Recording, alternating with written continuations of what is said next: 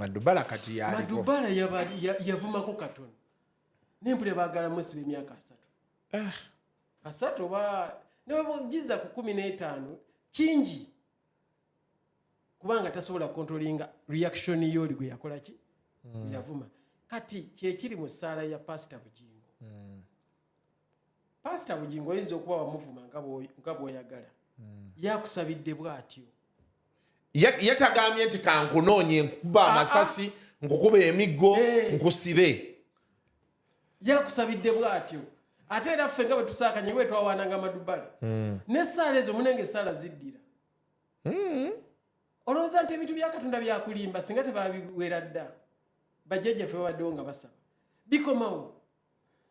Kasuku bw'obanga olina gw'obonyaabonya. Nga buli lwagenda maaso ga Katonda essaala ze zaasaba. Akuteekamu. Nga gwateekayo nga ekizibu ki. Katonda ayinza omwanukula. As long as gwe tewedifendinze. Yes. Kasuku ekyalo kino kisobola okuvawo ne kikuwaabira. Ne bagamba Kasuku abba amatoke gaffe. Kyonna ne kikuwaabira nga toba nkutooke n'erimu. Ne poliisi esobola okusigaza for safe custody. Ne bagamba wayi tusooke tusibemu Kasuku ennaku oba muyezi 2 ekyalo kikakkane. Otherwise omuleka ku kyalo. Bayinza ate omuntu So omuntu okuteeka mu ssaala ya Katonda ng'amanyi okusaba lumu Katonda asobola omwanukula nolwekyo teweefuula target. Kusanenga 15 December fenna tugenda kuba ku Aero Beach enzigi zigulawo ku ssaawa 3 ez'okumakya. Tutandika n'empaka z'amaato agasoba 2 nga babisana okutwala ekikopo. Awo nno tulyoke tusumulule nno ng'etakoma. Weegulire tiketi esaliddwako ebbeeyi ng'okozesa MTN Momo ku mutwalo gumu. Nyiga *165*2 oba odownloading app ya MTN Momo. Muleete abaana bonna Papa Party Beach kanifunga 15 omwezi guno gwe12 ku Aero Beach Entebbe.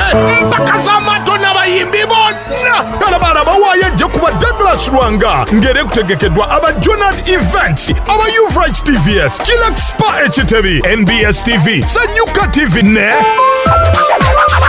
MTN. Is ordering your stock from China, Turkey and Dubai stressing you so much? Is it taking you months and months for you to get your stock? Just 1, 2, 3 and trade like a boss you are. 1. Talk to Iran Global Logistics on 0740 152 331. 2. Let us know whether it's sourcing or sending money to a supplier that you would want. 3. Enjoy our unmatched customer service. Trade like a boss with Ryan Global Logistics. Find us at Nabugabo Street, BBC Building, room N412. Call us on +256 740 152 331 or +86 180 723 935 15 or +86 132 502 156 85 or visit our website on www.rangloballogistics.biz. Rand Global Air Express Cargo. We move anything, anywhere.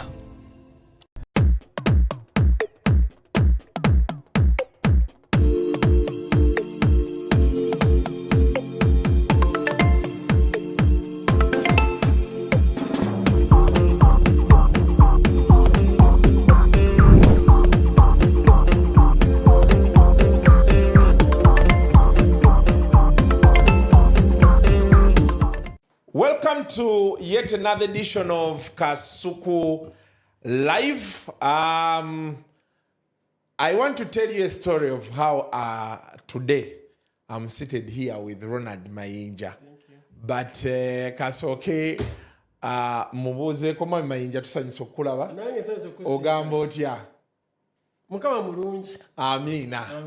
Tukwaniriza Kasuku Live. Bana ine yanze okwebwa omukisa guno. Kasuku mwebale nakola. Yesebo. Webale kusiga kifaananyi kirungi ekya mawulire. Studio nungi nnyo. Ekuweesa ekitiibwa n'eweesa n'amawulire nagafuta.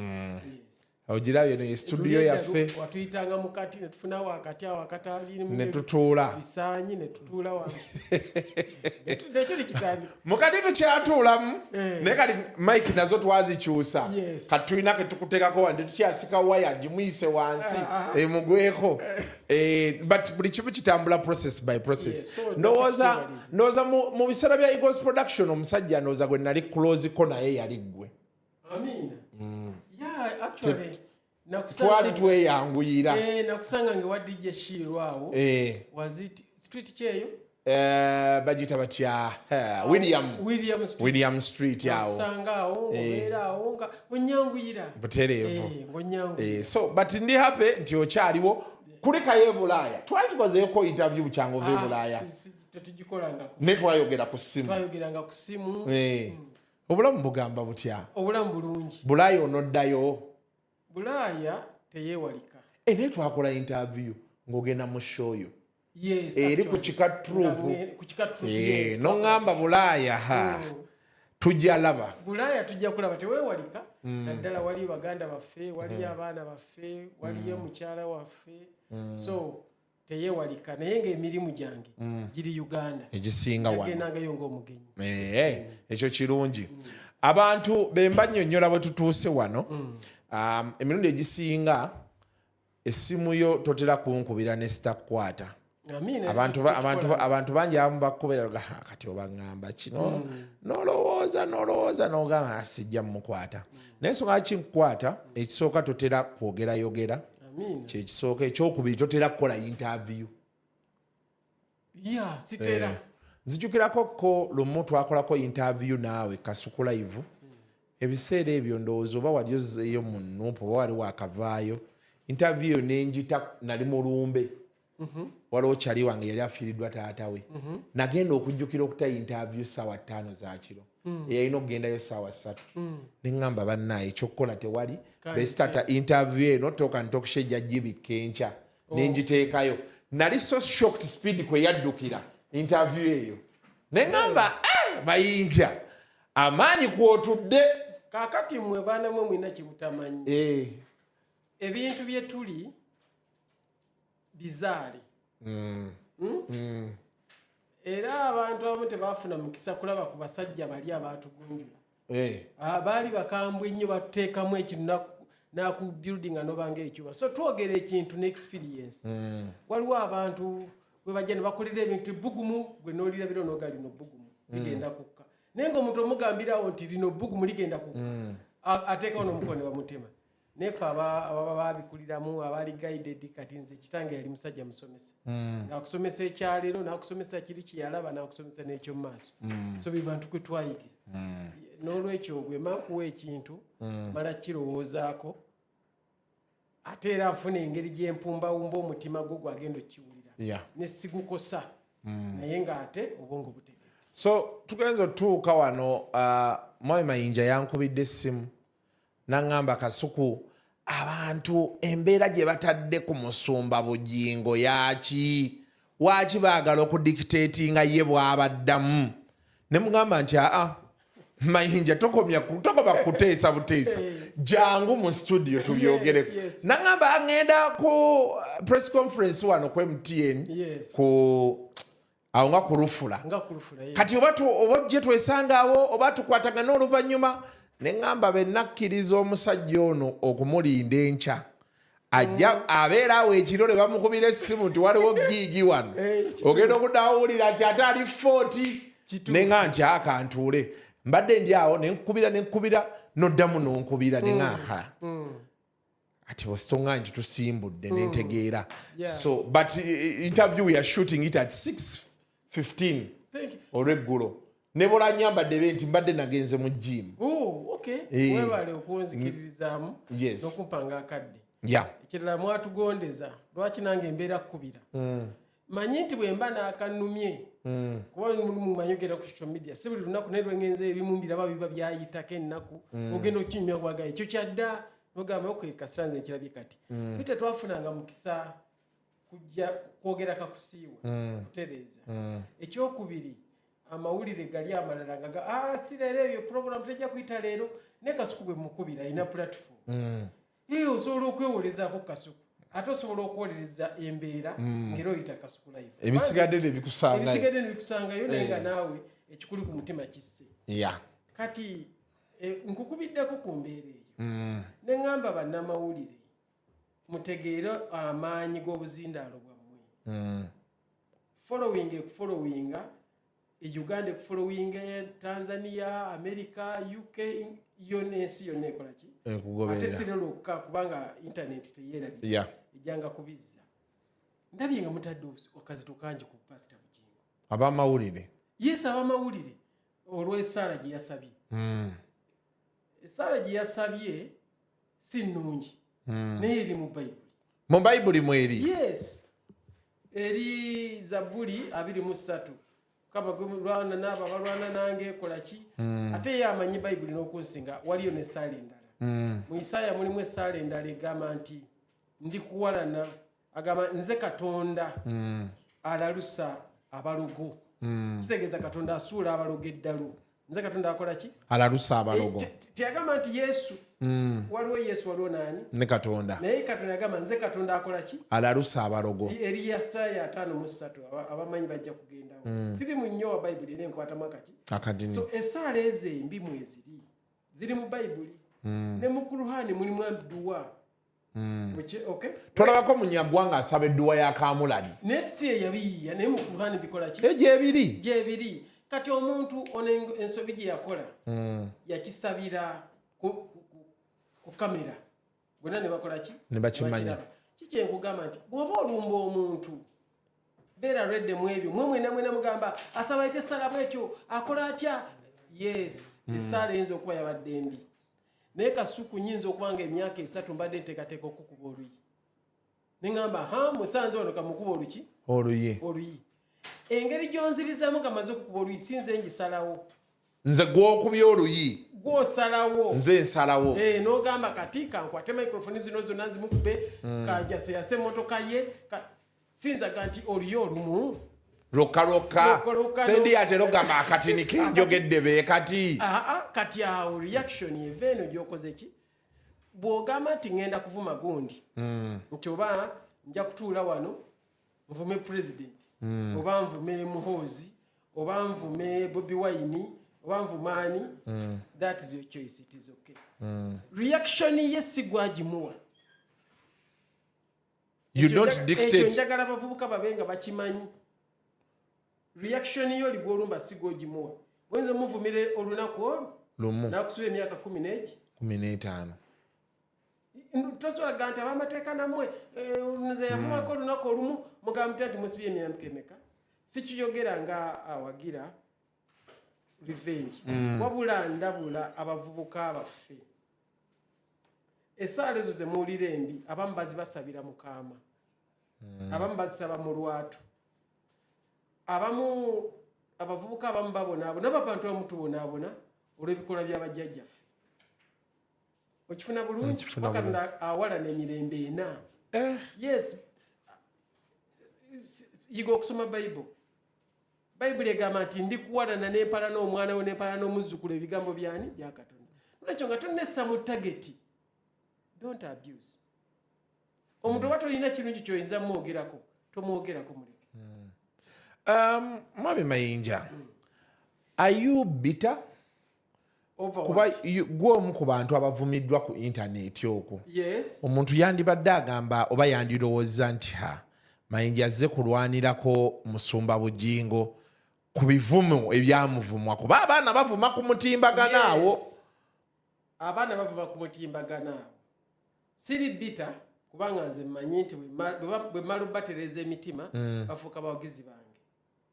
Nze ndaba yange bwe mmala batereza emitima maybe bayinza okuba balina kye batategeera at time bwe nnwana ne bakitegeera bagamba at least we can move naye waliyo omulala gw'ojja okuvuma nga tategeera oba nga tayagala kitegeera kikola bw'atyo yakuddize buki buddiza n'olwekyo oyina okwataakinga nga reactions ez'Amayinja ajja okusirikirira zisuubira n'ezo ajja okwataakinga baaka seriously.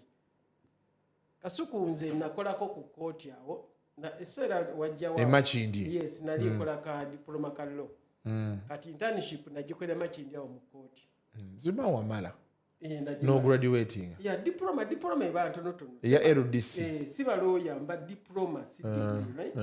So naye tukola internship. Bakola internship awo nali nkola n'omulamuzi. Kati ne bajja abaana baali ba Nuupu, by the way. Ne babata mu kooti. Mulamuzi Katushabe kutumiddeko. Kati mu kubata fayiro yawe ne bagamba fayiro ebuze. Kati nenvaayo mu intani nenzijja ne mbagamba ne ngamba clerk yaliwo ne muka Irene tova wano paka nga fayiro y'abaana banikoze ki? Irabise. Nze kenyini ne nyingira mu fayiro ya kooti. Kati abaana bwe bandabako being nti nali nakuva mu Nuupu bonna baate ne bagamba ate ku kooti tusanzaani Mayinja. Ne mbagamba relax. Ngenda kumujja kudde ewa mu basawa mmeka ngenda kulaba ki fayiro nemba nonyiza fayiro songa ebiseera kyo bali banuupu nemba nonyiza fayiro nenonya fayiro paka lunagira ningamba yoni kwa yali kiraka nkai no gitwalira jaji nemba gamba mukama wasaasidde fayiro ya mwekola ki erabise naye kati singa yali mulala bo benyini olwa reaction nti yali erinze kubaddira bali bamanyi kaweddemu bagenda kuuza fayiro yaffe bage fayiro ya mwebuze munakomawo nga tulaba bwibitu bazzayo n'abantu. So when you are abusing people, either be ready for consequences or don't abuse. Katulaba abaana bangi mukwano gwange Madubala kati yali. Madubala yavumako katono. Nempule baagala musibe emyaka 3. Asatu ba ne jiza ku 15 kingi. Kubanga tasobola controllinga reaction yoli gwe yakola ki yavuma kati kyekiri mu saala ya Pr Bugingo. Pr Bugingo oyinza okuba wamuvuma nga bw'oyagala yakusabidde bw'atyo yatagambye nti kankunoonye nkuba amasasi nkukuba emiggo nkusibe yakusabidde bw'atyo ate era ffe nga bwe tusaakanye bwe twawaananga Madubala n'essaala ezo munenge essaala ziddira olowooza nti ebintu bya Katonda byakulimba singa tebabiwera dda bajjajjaffe babaddewo nga basaba bikomawo Kasuku bw'obanga olina gw'obonyaabonya nga buli lwagenda maaso ga Katonda essaala ze zaasaba akuteekamu gwateekayo nga ekizibu ki Katonda ayinza omwanukula as long as gwe teweedifendinze yes Kasuku ekyalo kino kisobola okuvawo ne kikuwaabira ne bagamba Kasuku abba amatoke gaffe kyonna nekikuwabala nga toba nkutoke n'erimu ne poliisi esobola okusigaza for safe custody ne bagamba wayi tusooke tusibemu Kasuku ennaku oba muyezi 2 ekyalo kikakkane otherwise omuleka ku kyalo bayinza ate omuntu so omuntu okuteeka mu ssaala ya Katonda ng'amanyi okusaba lumu Katonda asobola omwanukula nolwekyo teweefuula tageti abavubuka temwefuula tageti mikwano gyange oba onyiize nnyo alisi naawe pray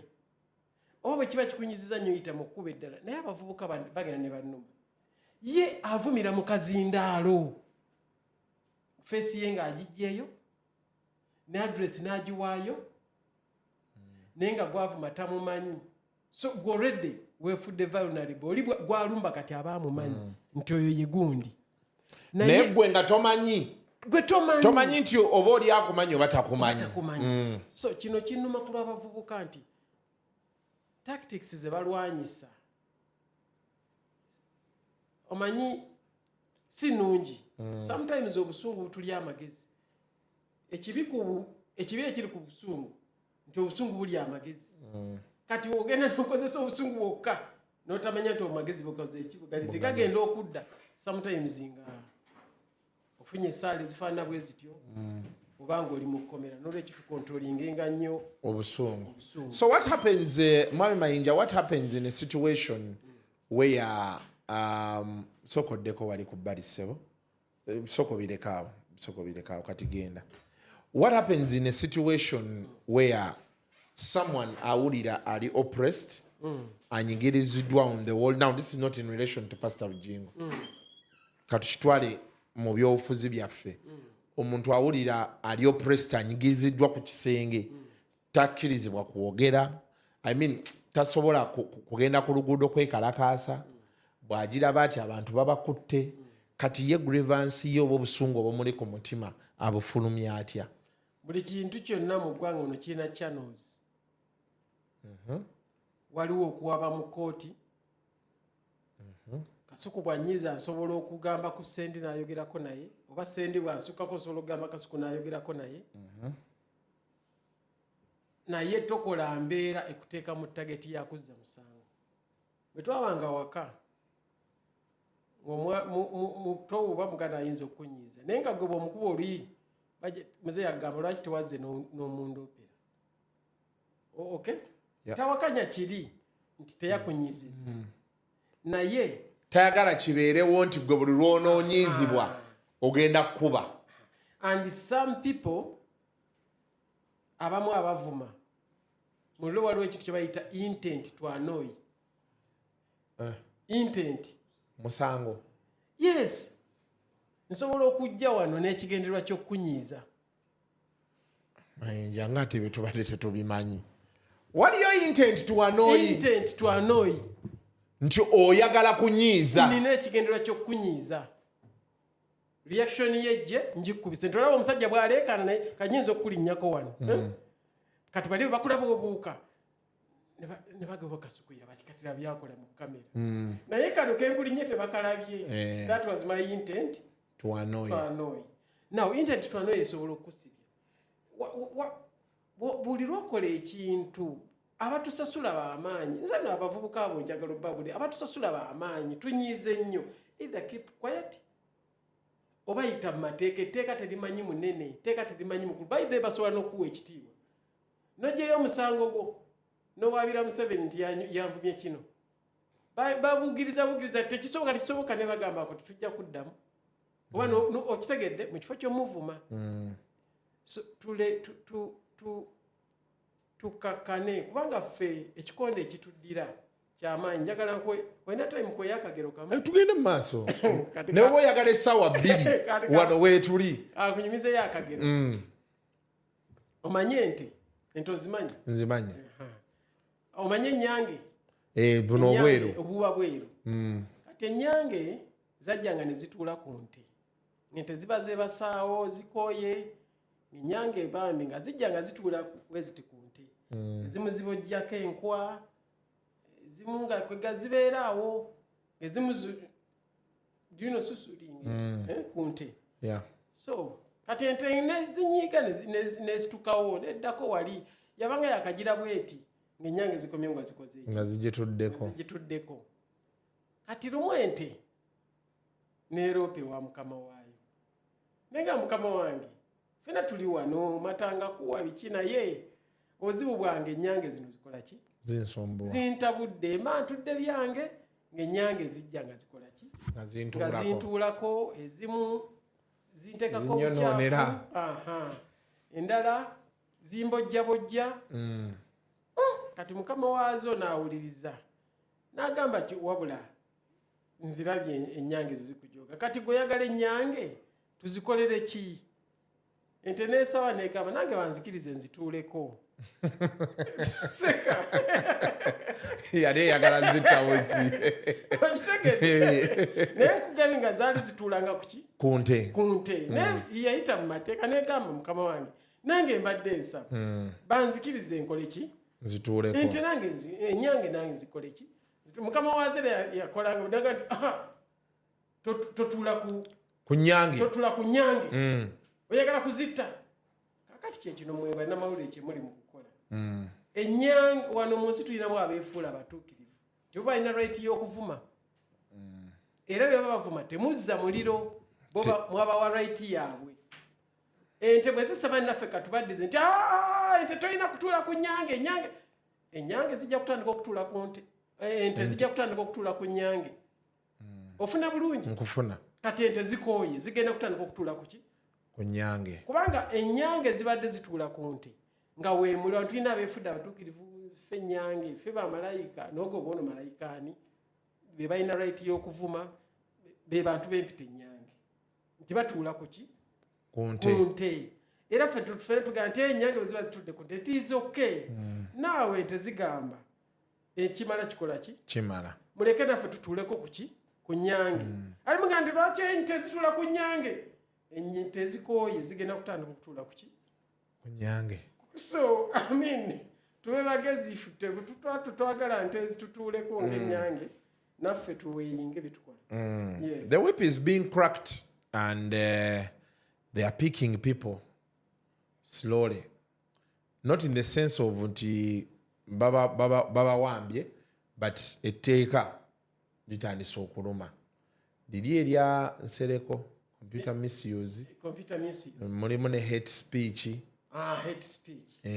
Hate speech. Beemu ku bye bacharginga madubala. Olunaku olwaleero. Computer misuse n'ebisigadde.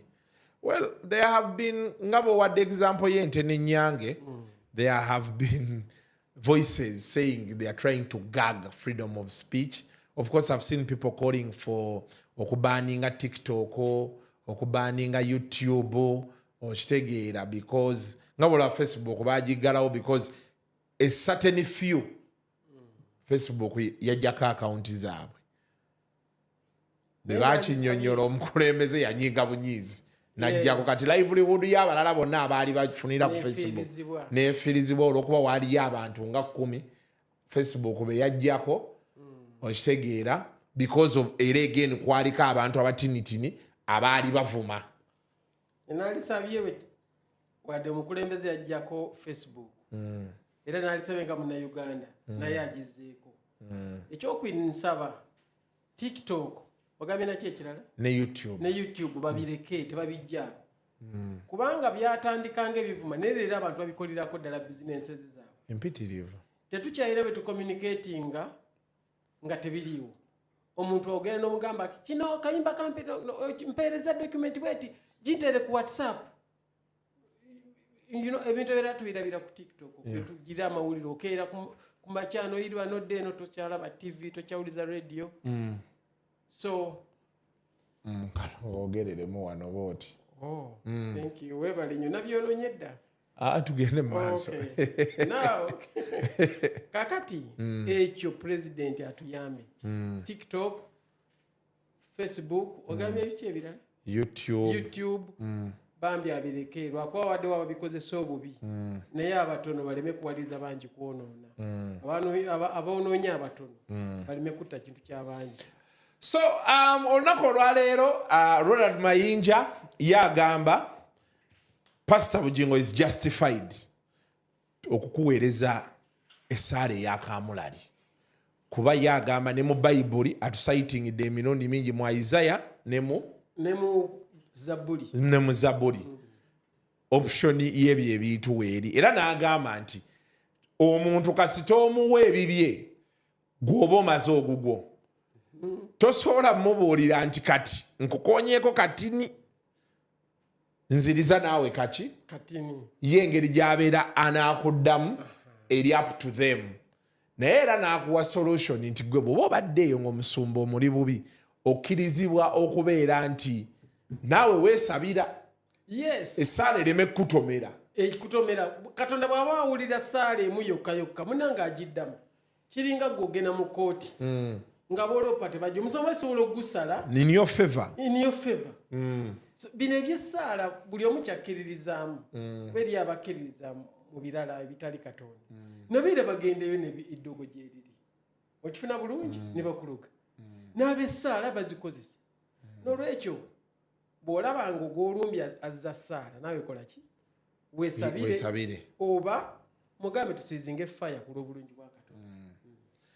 Naye nze nange ebintu ebimu ebituuka ku Pr Bugingo sikkaanya nabyo lwakuba of course naye si mwangu naye atandika alina lwajja nga yazze kutandika ogenda olaba akubye opposition abatadde wali okitegeera akubye bahaters abatadde wali nga kwolwo naye yazze takola ki naye lwakuba ye ali one man army ono omuliro ogujja waliwo obeera ku TikTok n'olaba omwana kakati nogamba emulese nyange kati omanyi lwaki reactinga bwatyo alaba ali omu kati akozesa amaanyi mangi naye bano bebavumayo kamu bubiri ne bwegatta balina ne bwe beegatta kati era muzzemu mwegasse omusajja omu obusungu pasita Bugingo bwe yakozeseza nga asaba essaala twebaze mukama nti teyasisinkanye tamanyi omu kubo omuntu ayinza n'okutema ejjambiya essaala yabadde enkambwe ennyo naye it's bad to provoke someone omuntu to that extent wakusabirira bwati yes omanyi nkugambye waliwo ekintu emisango eminene ejja criminal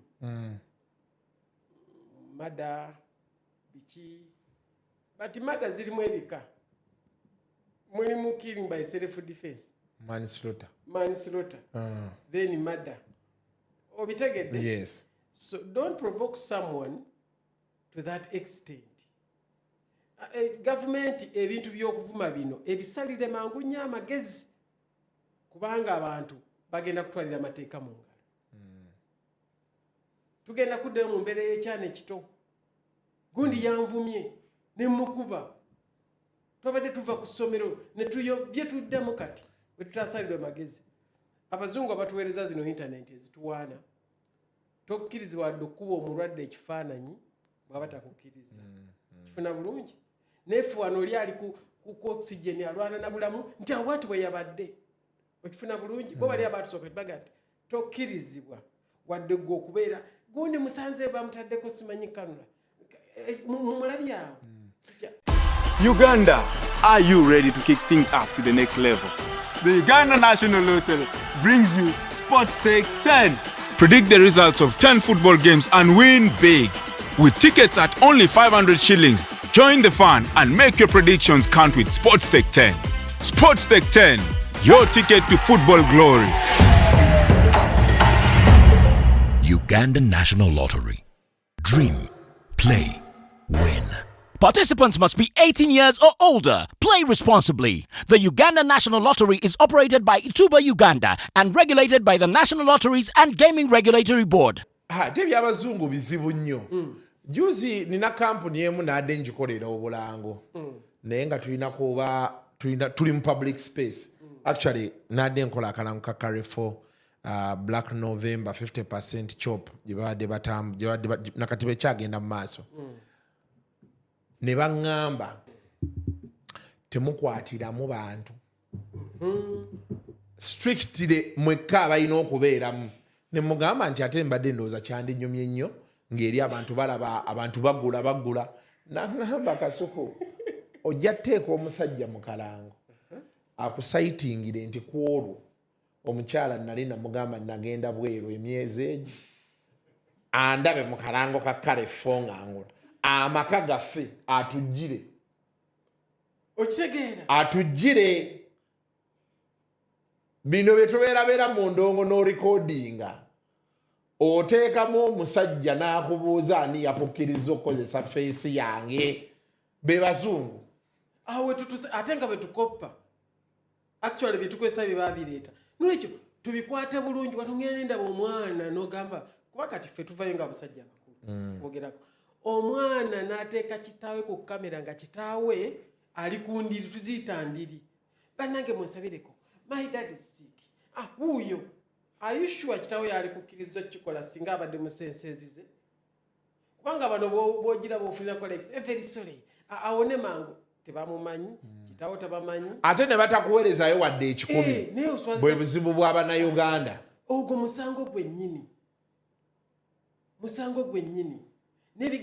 bano kati ente eno gye nakugambye etandise okutula ku nnyange bo bakimanyi bakikozesa agira nti kino kiwa obujulizi kiri obujulizi kino obujulizi pa okugenda eri ng'oli luzira oba mukomere ddala lyonna nolwekyo emitimbagano gino tugikozeseza we want to offend people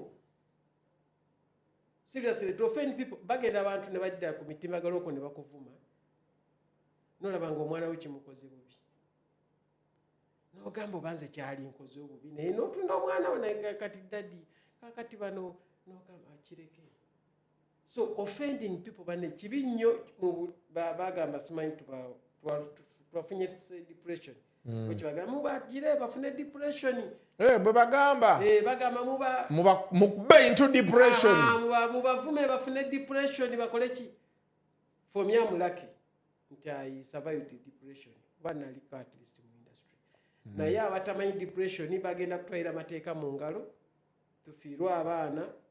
Tufune obukyayi. Mu bintu bye tubadde tutwala ng'ebyokusaaga. Mayinja wagenda koko mu depression. Saagiganya kubanga nali. Saagiganya. Mu music eno mu ndongo. Saagiganya namanya nti kino bwe nkirowoozaako ennyo kijja kumpa depression. And nalina people around me abaakeeyalinganga too much. Nze saalinga bwe banvumira ennyo. Mukyala wange yajja n'angamba mpa ku simu yo n'enjimu. N'angamba va ku WhatsApp, va ku social media. Tuddamu okulaba ina. Era eyo realistic solution. Nampa akasimu oba yakagula na mitwalo 4. N'angamba kaako kuba obeera nako. Bwe waba awakubira. Line yo mweri. Newe ene smartphone kikole ki? Yeesonyiwe. Kati era waayita ebbanga n'ensooba n'engendayo. Nembaako bye njogera nayo ne bye mubuuza. Era kye yasookerako nambuuza wagenze ku social media. So nti at least nze nalina people abasobola okunyambako mu kulowooza. Era yagira tuveeko wano myezi 6 tugendeko e London. Okitegedde ye ng'akipanga. Naye kati eriyo omuntu atalina ezo solutions. Nti nze depression oyo yali badde ng'eyajja church yanyamba nnyo nagenda nga ku church. Bo bali abachachi nga tebamanyi na ku social media. Bali muka Yesu mulungi alokoola awonya awo ne musaane muvaawo. Then amerotelian nagenda nga Rotary Club. Rotary Club y'Ebbunga. Ngosanga bashare abo ne bonga awo ne muvaawo. Nyina wenkolera sauna we muyenga bali si bantu b'ebya social media. Then nekyanyambe kirala family. Mukyala wange n'abaana. Mukyala wange basically yangambaga atogendayo akasimu kaako. Era lwe nagendayo nembiraba nali munyumiza nangamba wagenze ku social media. Ningamba wabula kituufu kiwangane kuliko ebivumo bingi. So nayitawo nga sibifiirinze nnyo. Otherwise singa nabibeerako. Singa kati nina obukyayi ku bantu tebagundi simubuuza. Ninze kati ne bwensanga ebyogere saabira. And I'm a person atasiba busungu. Nze buli muntu yenna manyi nina kye mwetaagako. Wembanga nze nabakwano bange nga mukwano gwe mumanyi mubbi. Negamba oyo mukwano gwange naye muki? Mubbi. He's a thief. He's a thief but he's my friend. Negamba oyo mukwano gwange naye mwenzi. Gwe noba mukyala wange olw'okuba mukwano gwe kugamba tolaba nti omukyala wange akimanyi oli mukyala wange n'oyo akimanyi. Naye bw'afuna gaapu tekimugaana kukwana. So kati naye mukwano gwange ng'okinyonyola mukyala wo. Negamba oyo mukwano gwe naye mwenzi. Kati gwe otaseyo gaadi. Ensi n'ogirabira mu reality. Oli nganzi. Ajja kukukwana naye nze muki? Mukwano gwe negamba oyo mukwano gwe naye tasasula. Kati naye weakness itakola ki? Tasasula. Kati gojja mukwano gwe nakulaba naye namuwadde emitwalo gye 10 nga manyi gwe bakukubi mukwano gwe netakola ki? Tasasula. Naye nga mumanyi mukwano gwe netakola ki? Tasasula. Oyo mukwano gwange naye sometimes mutamiivu naye mukwano gwange. Kati gwe tojja musangeyo nga anyoga munnange nasanze eri mukwano gwo. Yenna avuddeko.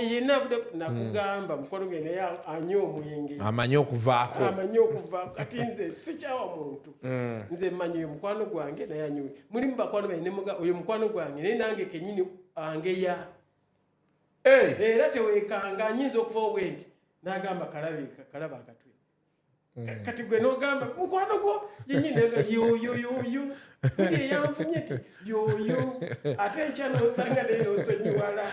Oyogedde akatwe. Nina ekintu kyenzijjukidde Mayinja naye Mayinja ondabizza ebintu bannaye. Nzijjukidde lwe bakwambaza akakoofiira kanoopu. Abantu baakuvuma ebikamo. Kati oyinza omusanga n'egamba oyo mukwano gwe yanyambaza kali akakoofiira. N'ogamba yakwambaza akakoofiira. Ate lwaki ogamba mukwano yo ye bw'agamba kakwambaza. akakwambaza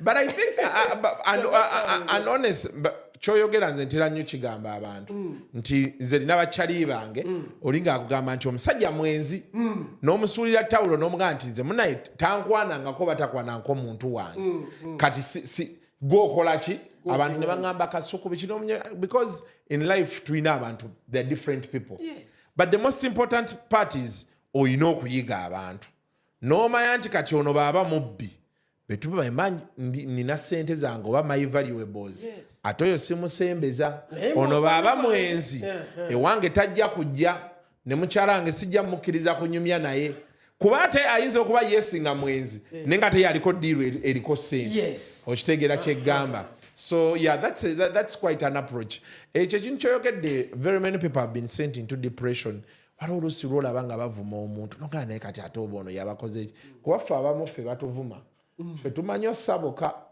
oluusi ne kagwayo abalala bamanyi okubeera eyo nagaa nti abe tunakitandika tekisirika kijja tuddiza era kati tekijja sirika kijja tuddiza tukikozesa ensobi kyavola kati ennaku zino nayigo sirika bamanyi okunvuma n'ensirika nekawaayi nyinza okwogera ebinaayitira ate oli naafunamu but nange sikkaanya na bintu byakuvuma omanyi abantu mbagamba nnyo one of the reasons waki sisobola kuvaayo kukonda eminga kuvuma genda nnyo I am one of the pioneers ab'okuvuma n'okuba abantu okubaweereza to depression nze ba pioneer ba intent to annoy. Yes. But of course life evolves. That was years ago. Kati olusobero yagala okugamba omuntu ng'ajja kugamba Kasuku gwe nga wavumanga abantu.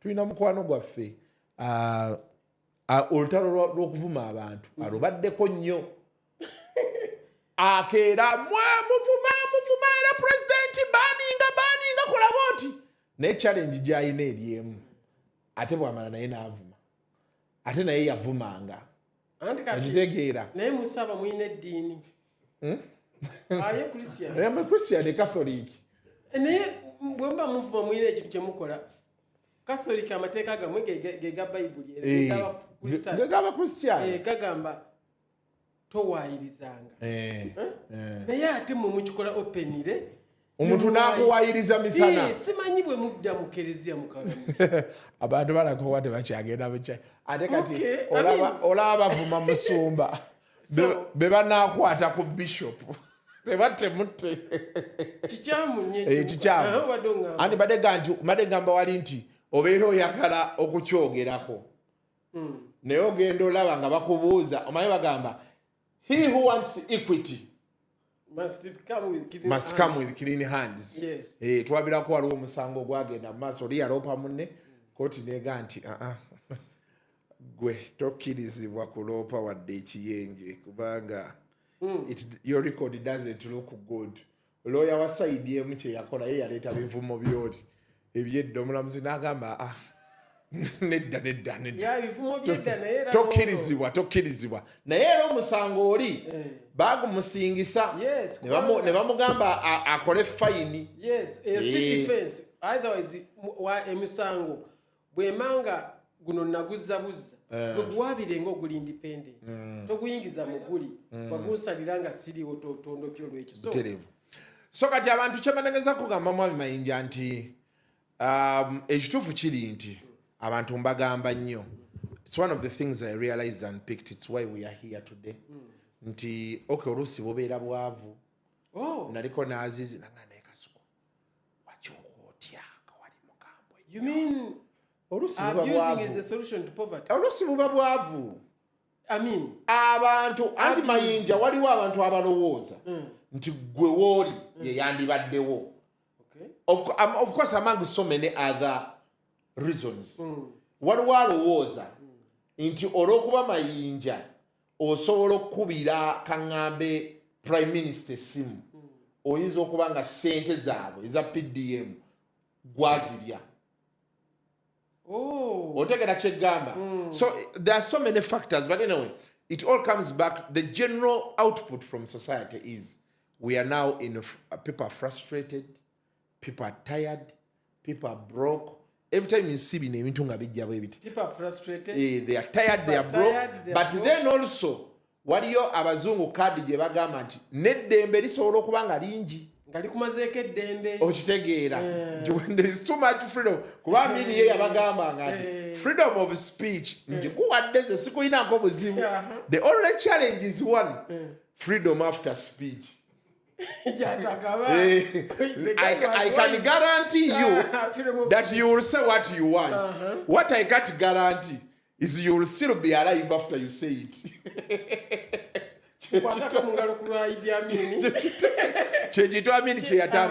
Kati of course society begenze ekyuka.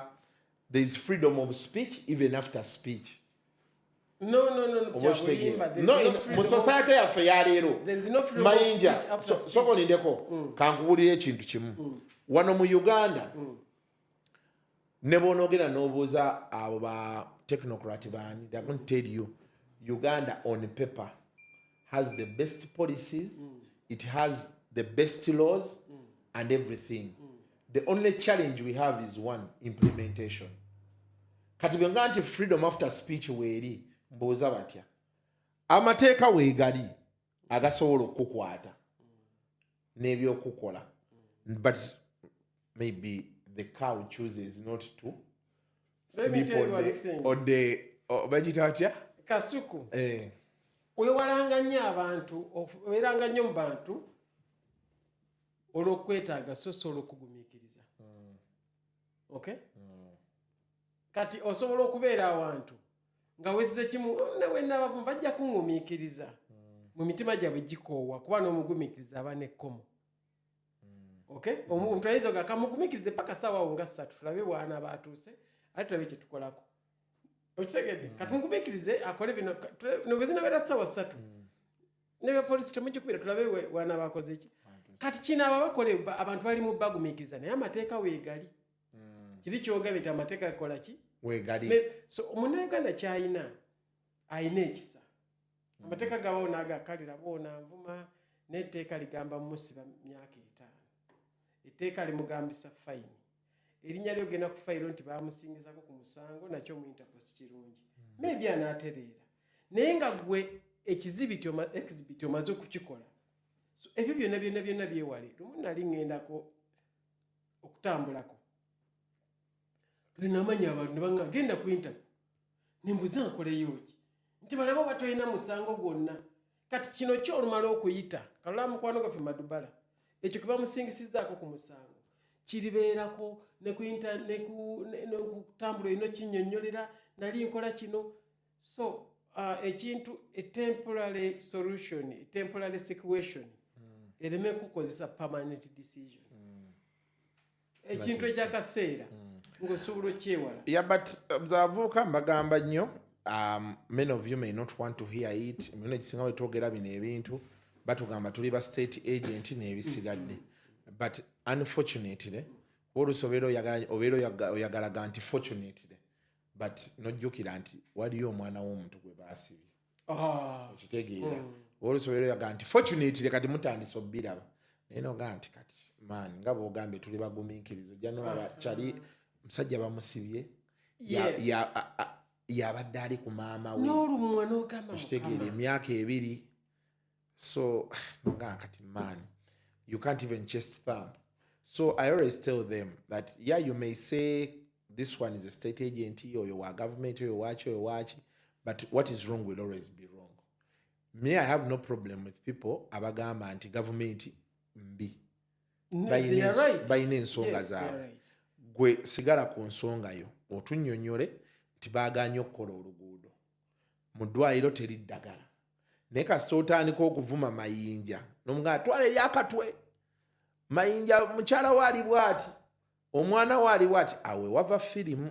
Oyingire mu right season. Kuba kati ate waliwo gw'otaddemu atalina bibaamu omwana we oba omwana oba ate ne Mayinja yennyini omuvumyi akatwa akatalina kye kakoze oba okitegeera. Kati nga bw'ogambye abantu basobola okukuŋŋaanya evidensi yaabwe ne mugenda mu kkooti.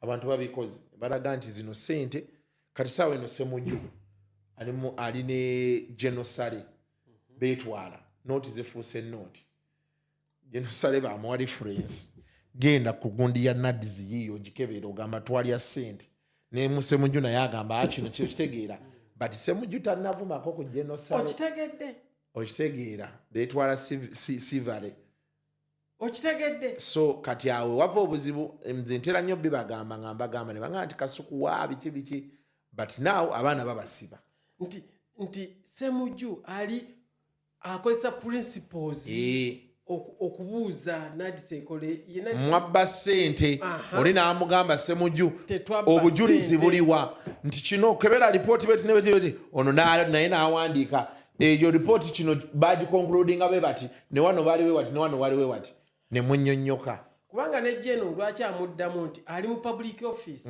Semuju ina right ebuuze bigenda maaso naye bw'ovaawo n'ogamba nti kati nze ngenda mu ensautinga ng'omuntu era kiba kigenda ku affectinga ng'omuntu so abali ku social media me I would advise tugikozese nnyo okukola ssente kuba ebintu ebiriko bekisobola okukozesaako ssente bingi ate nga abantu lwakuba simanyi naye Makerere yatandika multimedia course alongside ya journalism ennaku zino kati ebintu byonna bifuuse bino byolabye tuliko tugenda mu era nga fe abasoma psychology tugenda kukola ssente nnyingi lwaki tugenda tutuuka nga olaba Mayinja mwabeeranga nti okeera ku makya ekiro n'oyingira studio n'oyimba emisana ne weebaka kati no tugenda tutandika nga emisana tubeera mu mayumba okolera waka omuntu abeera n'essimu ye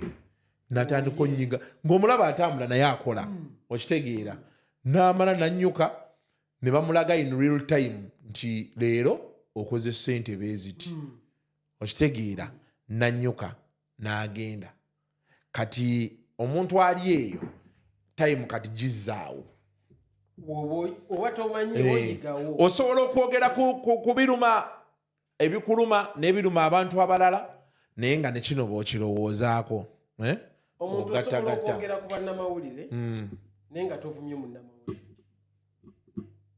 nze nkukubira nnyo Kasuku ebimu kuba nze ndowooza gwe omu ku bantu bengoberera ebimu nga nabirabina ku channel yo naye sikwatakinga nga Kasuku aŋŋamba ne bannamawulire wano muwaba gweno information gy'ofulumiza oyinza okuba oba wabadde mu mbeera zo ki naye nze sikkaanya nayo nesinza oga Kasuku olega ogutwe noŋŋamba nawe jangu kati mwatandika luli nga muli kasimu leero tutudde mu studio era nyongera okukongratulating thank you so much buli mulimu gutandika nga gambling kagibeere egyo gyolaba kazibe zino gavumenti ezitufuga zatandika nga gambling kazibe gye emirimu gyolaba mu kikuubo obusuubuzi katandika katono oli n'agaziyaako agenda n'ab'egindi batwalireko ne gufuuka omulimu so ezibadde social media bino ebyakasimu bitandise okuvaamu bino ekinaavaamu nga ne gavumenti erabayo nga bagamba papa regulating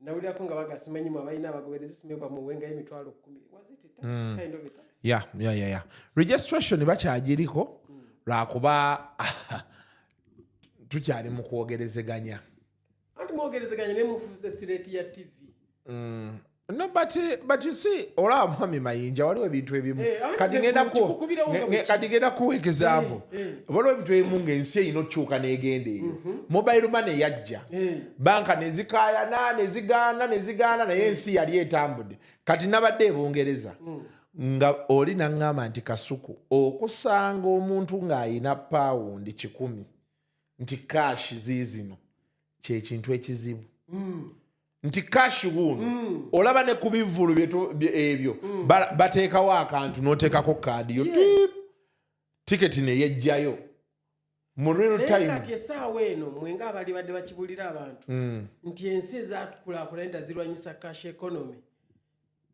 abantu bali mu kulwanyisa cash economy badde cashless kakati wano osanga omwana n'agamba mpa ku ssente mpa emitwalo 10 ng'alina okakafu nti alina emitwalo 10 mu nsawo si kibintu n'ogamba yonna neesokuuza kiki sino 10 n'agamba mpayo omutwalo kwegamba oli awo okubya ekikalu kyo wenna onyumye atandise ojje yeeta igwanga mwetuli kaneku mulimu wekumjo. So kati aba TV n'aba radio bo balina kwesiba bbiri.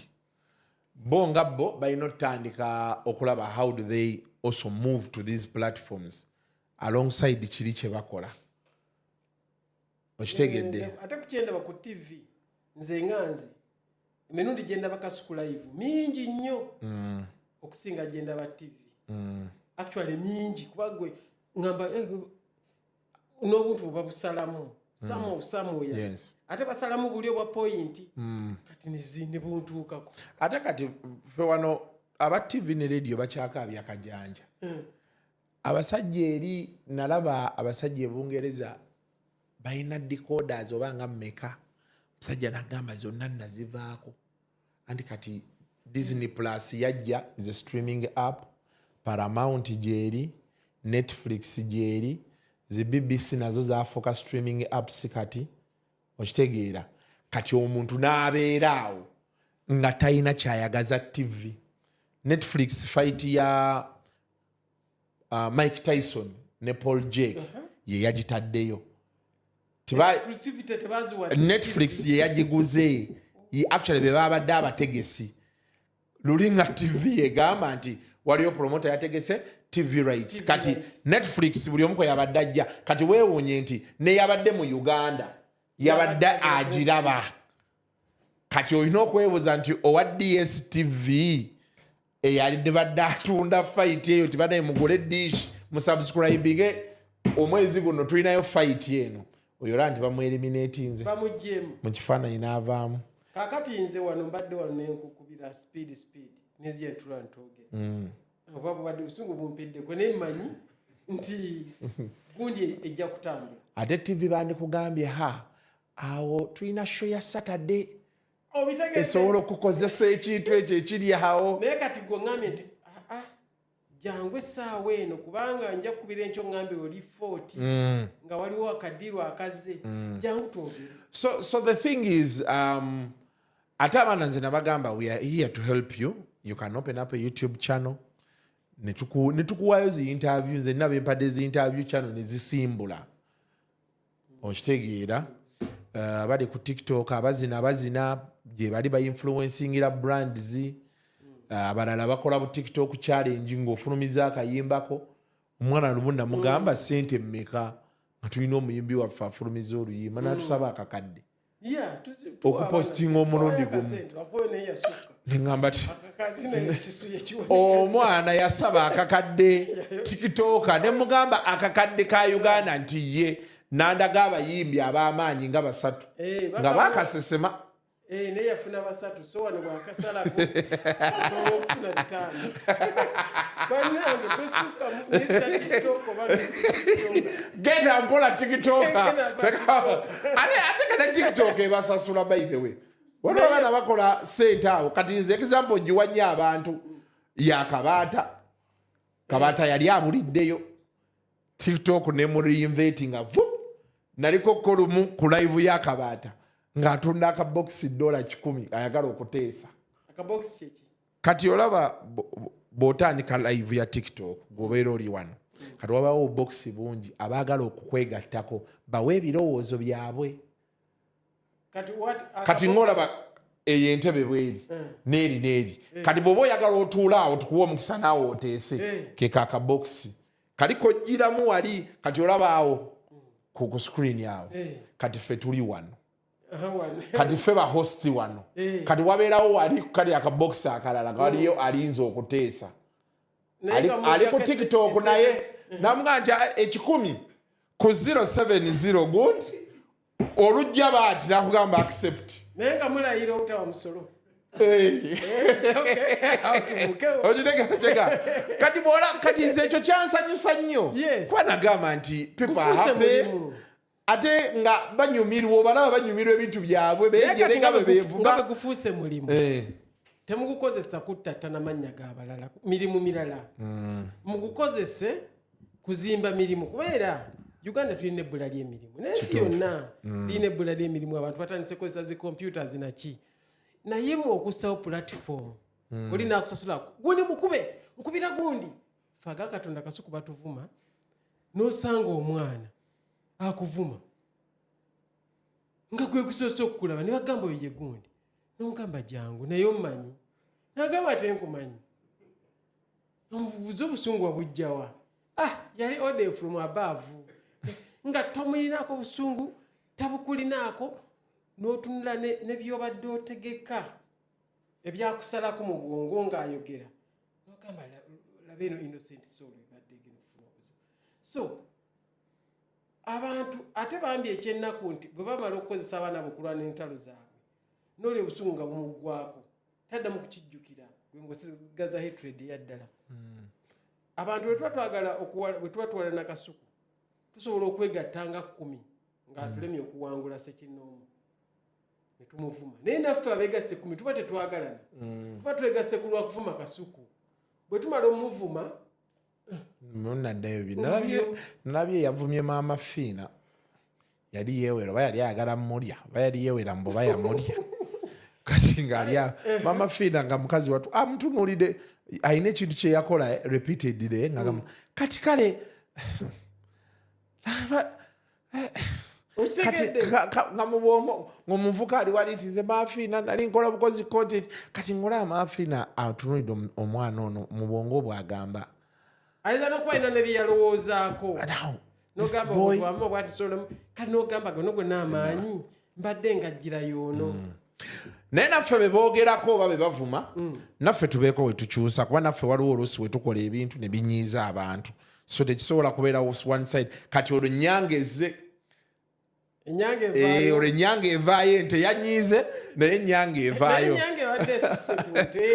so naffe oluusi kuba kati omutimbagano waliwo n'oligolaba emyaka nga gimugenzeeko nomugamba tetuganye omutimbagano okwagala naye ng'agenda bwevumya okitegeera so kati naffe eno abali eno because of course nga gimugenzeeko ng'omulaba n'omugamba n'oyagala omugamba nti mukama wange naye tetugaana mayinja osobola okwagala omutimbagano naye kati tusobola kukola amayinja ng'eno esaati ogiggyeko oli ku TikTok oziraba oti wetiikola nolowooza omwana taakuyingire ajja ga mukulu Mayinja abatakuvumye naye abakwera kati mukama wange olubuto lwonna olugoma wamutadde bweru mukama wange naye kwegamba kyenjagala kyensaba tutereeze osobola okugira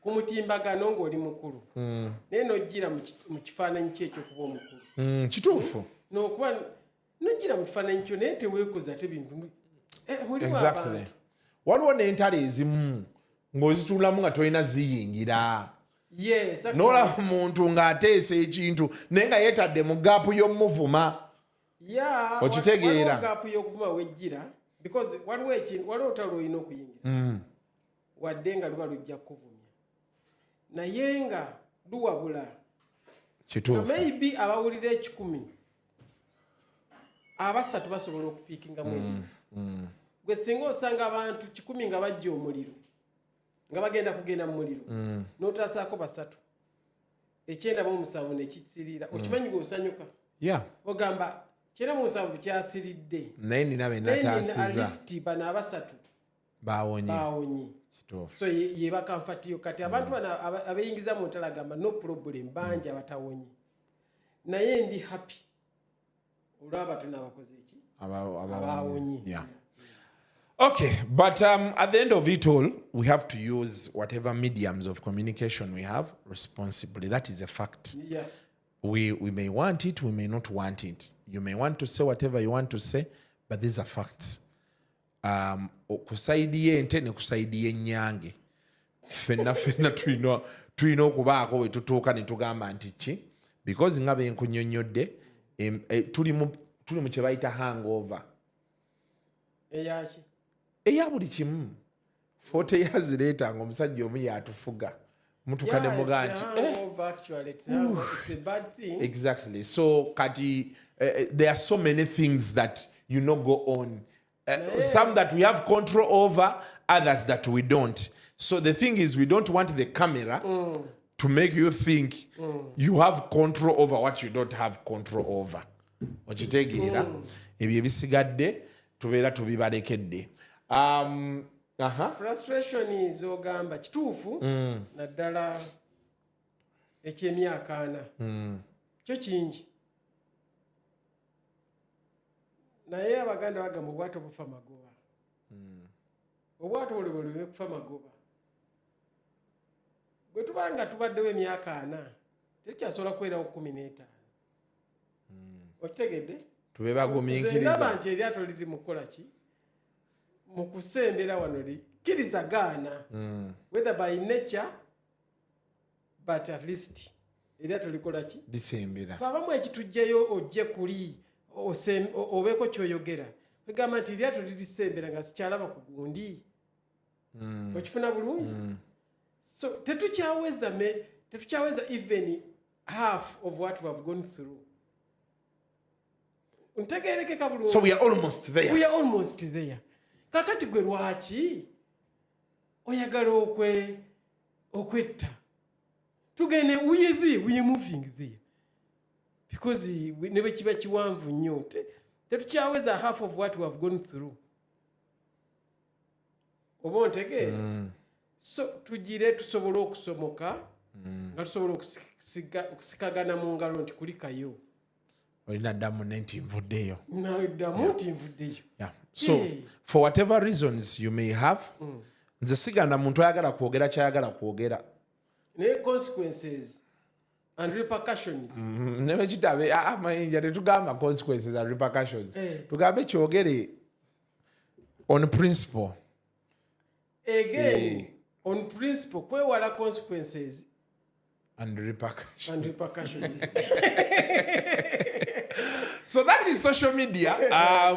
So abantu bangi baganya ovaayo ku nsonga za musumba ne bazeewala tujja kwogera abaana bajja tuvuma naye ovuddeyo nokyogera mu lwato nti omusajja ajja kwokya essaala bw'oba teweesabidde. Ate si kugamba sikwokya bwokya saala kyokka ekyamusumba nkikozeseza ng'ekiriwo naye waliwo abatayokesa saala oyo avuddeyo ku saala nga teri muki mu kamera mukozeseza ng'ekizampu abalala tebavaayo na saala abalala balina amaanyi gaabwe amalala ekigatto kinene omuntu gy'akoma okukula gy'akoma okusirika teri mukulu atabangako muto. So wemulaba abalala basirika byolaba babiraba but the way you people you attack mweteeka mu direct tabu ate bwe wabaawo omuntu owa myaka 4 oba 47 ngeno gituli gyendi aba ayagala n'okulaba ku wasatu and I'm sure omwana leero avuma ebivumo bwe bityo nga wa myaka 3 10 years later ajja kulaba nga bya kisiru 10 years later agenda kubiteekako nga tebimunyumira agambe same message nali nsobola ogiyisaawo nga nkoze bwendi same message nali nsobola ogiyisaawo nga nkoze bwendi. Ndi mukulumirwa baana ndi mukulumirwa kiki ekiyinza okutuukako ndi mukulumirirwa omuntu atasobola kuhandolinga nze kyempitamu kina handolinga kusobola okukiyita mutukambaaka. People can react differently. That is true. Anyway, I hope this interview doesn't get you into the den of dogs. Ne bakugaya bupya. Ate baba bagaya era ne host tebamulinza. Kasuku mwazene Mayinja mukole diversion. Ne batugaya. Muli bas mukolera stage. Cash. Naye era mukwagala Nene kirala okay so komaliriza. Mukwagala okutereeza.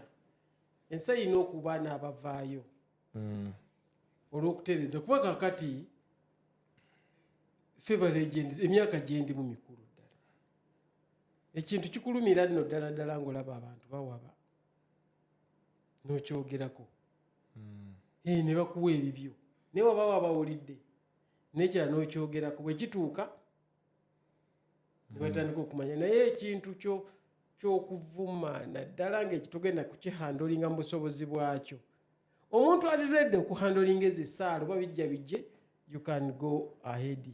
Omuntu aba ready okugamba nti oba kino kiba kibe boto bwokyuzinze naye kugambi ku 10 ekiyingira omuliro ne bw'otasaako basatu gwe wennyini oba musanyufu n'ogamba abaana babadde bagwa mu nnyanja bonna baguddeyo eryato ly'abaana 10 nze nzije kuba abameka abasatu owulira bulungi n'ogamba Katonda okujjawo ng'ali bamuli wanguzi bw'atali nnyingiza ggulu ali wa musajja mubi naye ekyokulala nga tuwunzika okugenda ani alina akasente k'aba state agent bannange alina akasente kaba state agent ekintu ekyo kiruddewo state agent naye bo bano abasajja tebasobola kukwatibwako ku nsonyi ne bagamba nti bannaye Kasuku jangu kale tukuweeyo ate kati teriyo muntu asasula ba state agent kati gwe oyinza okusasula omuntu nga ng'obadde n'omulimu gw'oyagala bakukolere oli n'agukolera nga temulagaanye n'omusasula ng'agumaze ekitegedde oba nkuddiremu tekyetaagisa nkitegedde kyonna gye kiggwera oŋŋamba abasajja bagumu tebajja kuwaayo wadde strategy embi ze twateekawo ez'okuba ataakinga mulede ze zitulemeredde nti tezirina kyezaabakola kati omuntu abuliddwa ne kyabuukira twatandika ovuma head of state leero kikulemeredde okuba kanvume ku Kasuku ono oba kaŋŋambe nti gundi yafa nga tegyali kati oba otandise okutabula kubanga gundi yo tekutuusizza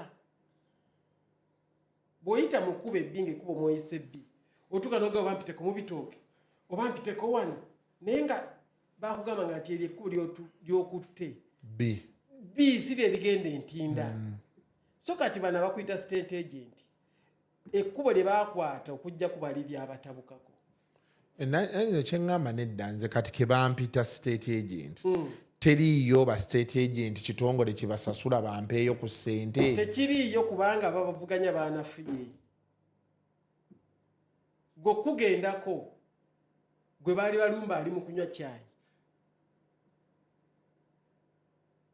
kati ne bw'omugamba nti eri nze nkulwanira gamba nga sikyawulira banvuma okitegere kyegamba bamukolera actually diversion gye bagamba gwe gyewakola bo be bagikola kubanga bwe tuba wano nga twogera omuntu najja wali n'atuwogganira oba nga atamidde tuyinza omugendako ogamba njava gwe bitumalize interview yaffe tusigala ku focus kati gwe buli lwova oba oli akuggyeko n'ogamba ono atudivertinze then gwoba diversion gwoba okoze diversion gwe sigala n'eri focus wali otambuddeko mu kkubo n'osanga abasirikale abangi nga batambula batera nnyo biteekawo obanga security obanga balina kibasuubira abasirikale bo bava mu balakisi emu era nga bemanyi bo bemanyi amannya ne even among themselves tebanyumya wali basanzeeko baba mu layini bati nga batambula byabo nabo bennyini tebakola ki balemera ku mission we bayita balabawo wane wabawo abasika empuuta waliwo aboogera naye even nabo okugamba jakuba akamala laba ekikazi ekirungi nabo basigala kuki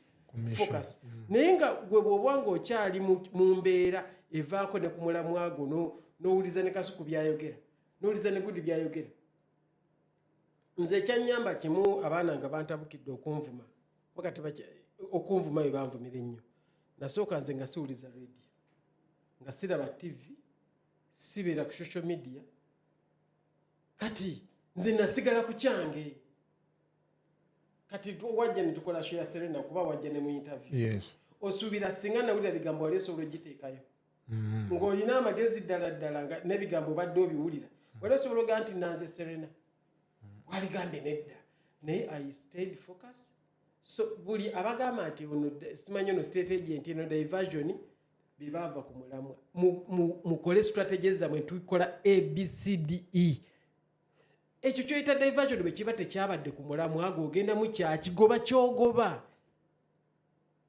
nzija wa Kasuku ntinda ekinkwasa eri emukono kiki tewali nze nzivuga wano so kino ninga alabula abantu abagamba diversion kola strategy eyo gyoba ogoberera tumaze A tugenda ku B, tumaze B tugenda ku C, tumaze C, okay? Oleme kwekwata nta osigale ku mulamwa gwe gy'oliko. Oba oli akwokyezza oba takwokyezza gw'olina gy'olaga. Yes. Okay. Tweyanza nnyo Mwami Mayinja. Essaawa emu n'eddakiika nga 10 oba 2 tugimaze nga tunyumya. It's always a pleasure having you. Mbadde nga tutandika interview nti abasajja nga mmwe tubeetaaga, especially bwe twali tusoma batugamba nti history is the study of the past, to understand the present and to be able to foretell the future. Omulango ogwo nagukuba wano, abasajja bangi bayimbi, ba radio presenters abedda baani muyina information esobola ate tugayidinga kuba generation yakakati tefunye guidance emala. Esanze nga abazadde tulina onnoonya ssente tusasule fees empitirivu, kati ng'omwana obudde obutuula naye ewaka kumunyumizaayo kino mulaga kino nga obusinga tebukola ki. Kati platform nga zino zezikola ekintu ekyo olina asobola okukola. Of course n'ebintu ebibaawo kati ng'olunaku olwaleero Madubala baamusibye, kati waliwo yategedde nti kintu kiyinza ottabuka. So buli we tweyongera okufuna abantu nga mmwe ne mukkiriza okujja tunyumyemu twogereko ate nga totidde kinajja kituyamba. Abantu basika gamba content mwagala likes na views, naye gwe bw'oba mwokirabidde well and good. I always tell you, londa mu kyoyagala, kyotayagala kikole ki, gwe twala ky'osobodde okola nti kino nkyagadde kikola oba tekikola makulu. Era ng'omukulu baagambye gw'osobola osigala ng'okola ekyo ky'omanyi nti kyekituufu, ebinaddako era bibeera bibyo. Osobola ate nekyomanyi nti kyekituufu si kutiisa nti tokikola, naye noonya ekkubo ettuufu mwolina okkikolera. So until next time, mubeere bulungi, mweraba.